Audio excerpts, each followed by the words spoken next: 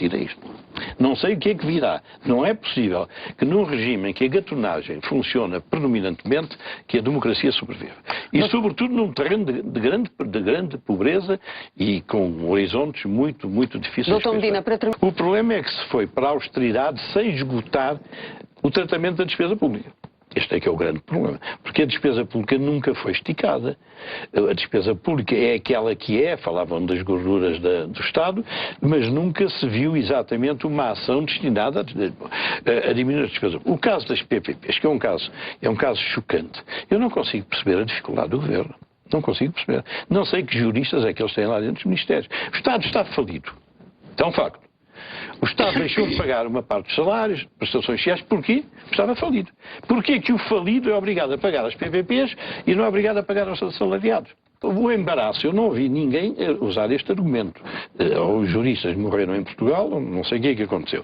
Uma entidade falida não tem que cumprir as obrigações que tinha. Mas há umas cláusulas secretas. Não interessa. O falido não cumpre aquilo a que estava obrigado. E isso vê-se com os assalariados, com os pensionistas. O Estado não lhes paga aquilo que devia pagar, porque está falido. Então, as PPPs não têm que estar isentas disto. É uma imoralidade.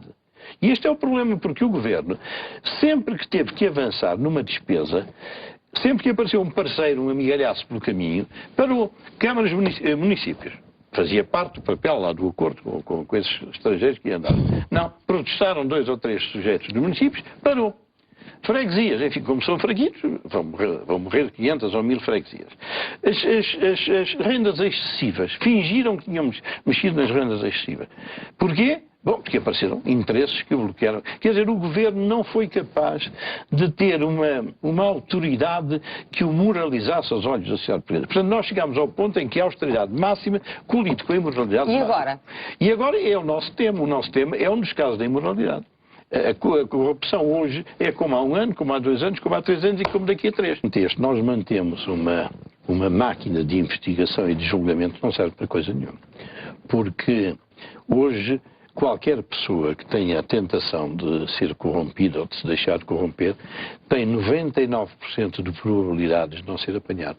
Depois, como não se criminaliza o enriquecimento ilícito, um corrupto faz uma vida excelente, porque enquanto está a ser averiguado ou não averiguado, ele está a gozar os benefícios de ter sido corrompido. E depois dali, como também não se pode perguntar onde é que você foi buscar o dinheiro, ele vive uma vida descansada. Quer dizer, em Portugal, ser corrupto, se a pessoa tiver capacidade para tanto, é realmente o melhor estatuto que se pode ter. Pessoas que, enfim, viveriam com alguma modéstia, passam a viver, nós sabemos de alguns, porque infelizmente ou felizmente isto é uma cidade pequena, nós sabemos dos que chegaram aqui a Lisboa, que vieram de vários sítios do país, com uma mala de cartão, como eu costumo dizer, e são multimilionários hoje. Exibem e sabe-se como é que vivem, não sabe só como é que chegaram àquele teor de vida. E o Estado, e a mim aflige muito isto, porque nós, num tempo de sociedade em empobrecimento acelerado, a moralização da sociedade é um imperativo. E eu fico surpreendido, o Presidente da República não lhe ouço nada. Ao chefe do Governo não ouço coisíssima nenhuma. Quer dizer, está tudo impávido e sereno, ver a imoralidade agraçar por toda a parte, são verdadeiros saques sobre a sociedade portuguesa e não acontece nada a ninguém. Sim, as questões das parcerias público-privadas são claramente um caso de corrupção. E passo a explicar. A primeira de todas, na altura nem se chamava parceria público-privada, chamava-se Project Finance, é Ponte Vasco da Gama. Era mais fino. Isto que eu vou dizer agora é algo que li em relatórios do Tribunal de Contas, portanto não é informação secreta, bem em relatórios do Tribunal de Contas. Pois, a Ponte Vasco da Gama começa como sendo um grande embuste, porque à época, se recordarão, vendeu-se aquilo à opinião pública como sendo algo que tinha que se construir, o Estado não tinha dinheiro, então os privados vinham ajudar a construir a Ponte Vasco da Gama. Pois os privados, à época, dos 900 milhões de euros que custava a ponte, na época, entraram com pouco mais de 20%. Quantos? 20%, 23%, 24%. Tudo o resto foram dinheiros públicos ou garantidos pelo Estado português. Ou seja, fez-se a Ponte Vasco da Gama com, dito de outra maneira, os empresários que investiram na Ponte Vasco da Gama conseguiram com 20 e tal por cento do valor da Ponte Vasco da Gama o seguinte: ficar com as receitas da Ponte Vasco da Gama, com as receitas da Ponte 25 de Abril e, além disso, terem o monopólio das travessias rodoviárias de Tejo por toda uma geração. Porque neste momento, se alguém quiser fazer ali uma ponte, terá que pagar royalties a esse grupo. Bom, mas isto foi o começo, catastrófico.